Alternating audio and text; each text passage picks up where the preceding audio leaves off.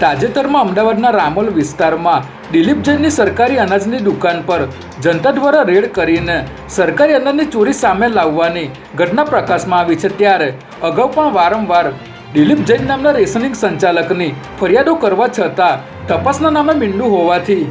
આવા ભ્રષ્ટ અધિકારીઓની નિષ્ક્રિયતાને કારણે જનતાએ હવે જાતે જ હથિયાર ઉઠાવવાનો સમય આવી ગયો છે। કારણ કે જાગૃત જનતા દ્વારા ભ્રષ્ટ રેશનિંગ દુકાનધારકો વિરુદ્ધ સરકારી અનાજની કાળાબજારીના સચોટ પુરાવાઓ આપવા છતાં અન્ન અને નાગરિક પુરવઠા તંત્ર આંખ આડા કાન કરી રહ્યું છે અને આ અધિકારીઓને માત્ર મલાઈ ખાવામાં જ રસ હોય તેવું જણાઈ રહ્યું છે। લોકલ અભિયાન ન્યૂઝ નેટવર્ક દ્વારા પણ સરકારી અનાજની ચોરી કરેલ અનેક ભ્રષ્ટ રેશનિંગ દુકાનધારકોની કાળાબજારીના પુરાવાઓ સાથેની ફરિયાદ અરજી અન્ન અને નાગરિક પુરવઠા નિયંત્રક શ્રીની કચેરી લાલ દરવાજા ખાતે કરેલ હોવા છતાં અનેક એવી ફરિયાદો છે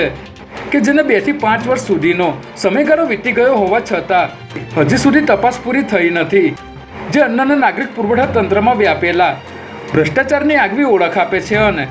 આ બાબતે અન્ન અને નાગરિક પુરવઠા સચિવ તેમજ નિગમમાં અને રાજ્યપાલશ્રી તેમજ ગૃહમંત્રી અને મુખ્યમંત્રી સુધી અરજીઓ કરેલી હોવા છતાં કોઈ જ કાર્યવાહી કરવામાં આવતી ન હોવાને કારણે તંત્રમાં ભ્રષ્ટાચાર ક્યાં સુધી ફેલાયેલો છે તે વિચારવા આપણને મજબૂર કરે છે। અમારા ન્યૂઝ નેટવર્ક ઉપરાંત અન્ય ઘણા પ્રેસ મીડિયા દ્વારા પણ અન્ન અને નાગરિક પુરવઠા તંત્રમાં વ્યાપેલો ભ્રષ્ટાચાર ઉજાગર કરવામાં આવતો હોવા છતાં અધિકારીઓના પેટનું પાણી પણ હલતું ન હોવાને કારણે દેશની ગરીબ જનતા ત્રાહિમામ પોકારી ગઈ છે,